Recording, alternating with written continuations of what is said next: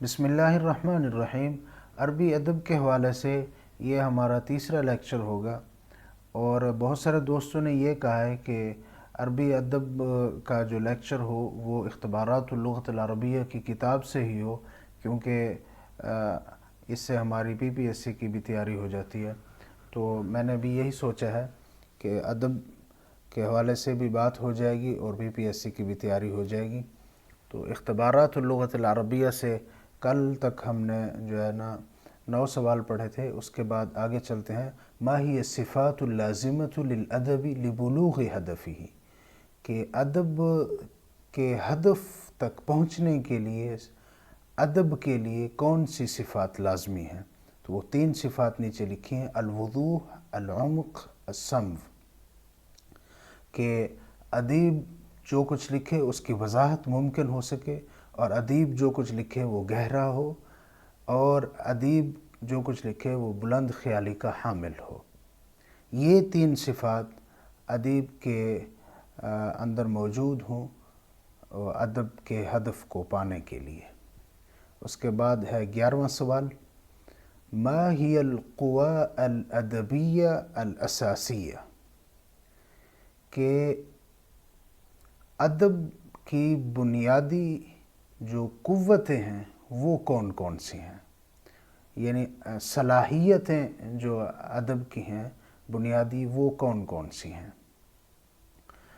تو یہاں پہ انہوں نے 4 لکھی ہیں: الملکہ الطبیعیہ، الملکہ المخیلہ، الملکہ العاطفہ، الذوق۔ یہ لفظ الملکہ ہے، الملکہ نہیں ہے۔ ملکہ وہ بادشاہ کی مؤنث کو کہتے ہیں، تو یہ ملکہ ہے، اس کا مطلب ہے صلاحیت۔ پہلے نمبر پہ الملکہ الطبیعیہ، کہ طبعی صلاحیت۔ تو یہاں پہ انہوں نے جو تعریفات کی ہیں کتاب کے اندر، تو یہ سوالات کی صورت میں کی ہیں، پھر نیچے جواب دی ہے۔ تو سوال اٹھایا ہے: بماذا سمیت الملکۃ التی توجہ الانسان الی الادب، کہ وہ صلاحیت جو انسان کو ادب کی جانب متوجہ کرا دیتی ہے اس کا نام کیا ہے؟ اس کا نام ہے الملکہ الطبیعیہ، کہ انسان کو ادب کی جانب وہ مائل کر دیتی ہے۔ اس کے بعد ہے اگلا سوال: بماذا سمیت الملکۃ التی تنقل المحسوسات الی عالمها، کہ وہ کون سی صلاحیت ہے جو محسوسات کو اس کے جاننے والے کی جانب منتقل کر دیتی ہے۔ یہ تعریف ہے الملکہ المخیلہ کی۔ الملکہ المخیلہ کی یہ تعریف ہے کہ بماذا سمیت الملکہ التی تنقل المحسوسات الی عالمها۔ تو اس کا کیا مطلب ہے؟ اس کا مطلب یہ ہے کہ محسوسات جو ہے لفظ، یہ معنویات کی ضد ہے۔ محسوسات کہتے ہیں ایسی چیزوں کو جنہیں محسوس کیا جا سکے، جیسے چھونا، چکھنا، سننا، دیکھنا۔ یہ چیزیں جنہیں ہم دیکھ سکیں، یا وہ چیزیں جنہیں ہم چھو سکیں، یہ محسوسات ہوتی ہیں۔ لیکن ادب کے اندر ایک صلاحیت ایسی بھی ہوتی ہے کہ ان محسوس کی جانے والی چیزوں کو وہ ادیب جو ہے کسی ایسی چیز جو وہ پہلے سے جانتا ہوتا ہے قاری، اس کے دل دماغ تک پہنچاتا ہے، منتقل کرتا ہے اس کے دل دماغ تک، لیکن وہ ان حواس خمسہ کے بغیر اسے محسوس کرتا ہے۔ یعنی ایک چیز انسان پڑھ رہا ہوتا ہے، لیکن ادیب اس کو ایسے طریقے سے ڈھال دیتا ہے کہ گویا وہ اس کو دیکھ رہا ہے۔ حواس خمسہ میں سے دیکھنا بھی ایک خاصہ ہے، تو وہ ایسے محسوس کرتا ہے جیسے میں دیکھ رہا ہوں اس منظر کو، جو منظر کشی ادیب کرتا ہے۔ تو اس ایسی منظر کشی کرنا کہ جو شخص پہلے سے اس منظر کو کبھی اس نے اپنی آنکھوں سے دیکھا ہے، تو اس منظر کو وہ اگر جانتا ہے تو پڑھنے کے بعد اسے وہ منظر ہو بہو اسی طرح محسوس ہونے لگے، جبکہ وہ حقیقت میں صرف الفاظ ہوتے ہیں۔ تو ایسی جو صلاحیت ہے اسے کہتے ہیں الملکہ المخیلہ، کہ خیالی طور پہ ایسی چیزیں محسوس کرا دینا جو چیزیں حقیقت میں حواس خمسہ سے محسوس کی جا سکتی ہیں۔ اس کے بعد ہے بماذا سمیت الملکۃ التي تتأثر وتنفعل بالمناجیات فی کل نفس وقلب، کہ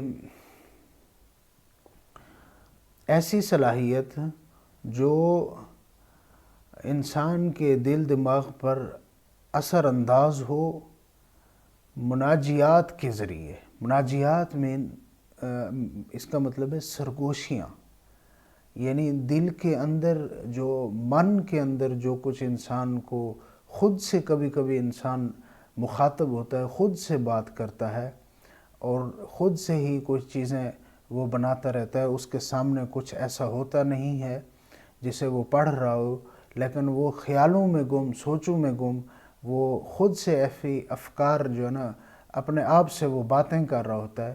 تو یہ بھی ایک صلاحیت ہے ادب کی کہ ادیب جب بھی کوئی چیز دوسروں تک منتقل کرتا ہے تو وہ پہلے اس موضوع کو خود سے ڈسکس کرتا ہے، خود سے وہ بات کرتا ہے۔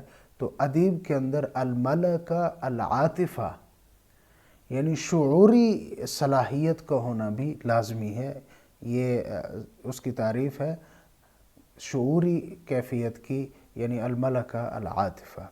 اس کے بعد ہے جو ذوق کی کیا تعریف ہے؟ الملکہ التي تستمح بالجمال والذي يجعل الادیب متلبسا بموضوعه۔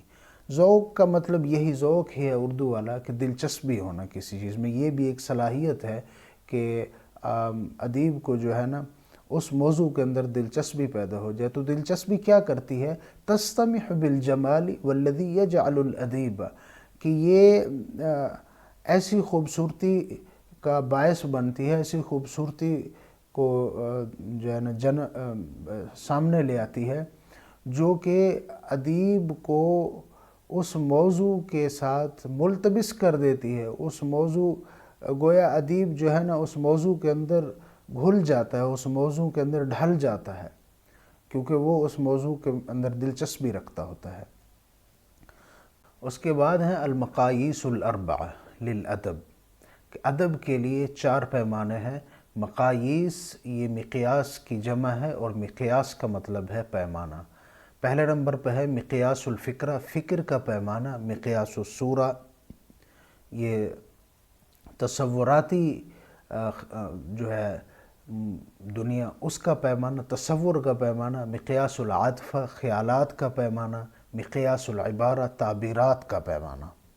تو مقیاس الصورہ من مقیاس الادب وہو ثمرۃ الخیال، پہلے نمبر پہ وہاں اوپر انہوں نے مقیاس الفکرہ کو لکھا ہے، لیکن یہاں پہ وہ لائے ہیں مقیاس الصورہ کو۔ تو تصورات کا جو پیمانہ ہے وہ ہمیں خیالات سے حاصل ہوتا ہے، وہو ثمرۃ الخیال، یعنی خیال کے نتیجے میں ہم تصور کر پاتے ہیں۔ مقیاس الفکرہ، فکر کا جو پیمانہ ہے یہ کہاں سے حاصل ہوتا ہے؟ وہو ثمرۃ العقل، یہ ہمیں عقل سے حاصل ہوتا ہے۔ عقل کی بلندی سے ہمیں یہ نتیجہ حاصل ہوتا ہے کہ ہم فکر اور سوچ کے اوپر قادر ہوتے ہیں۔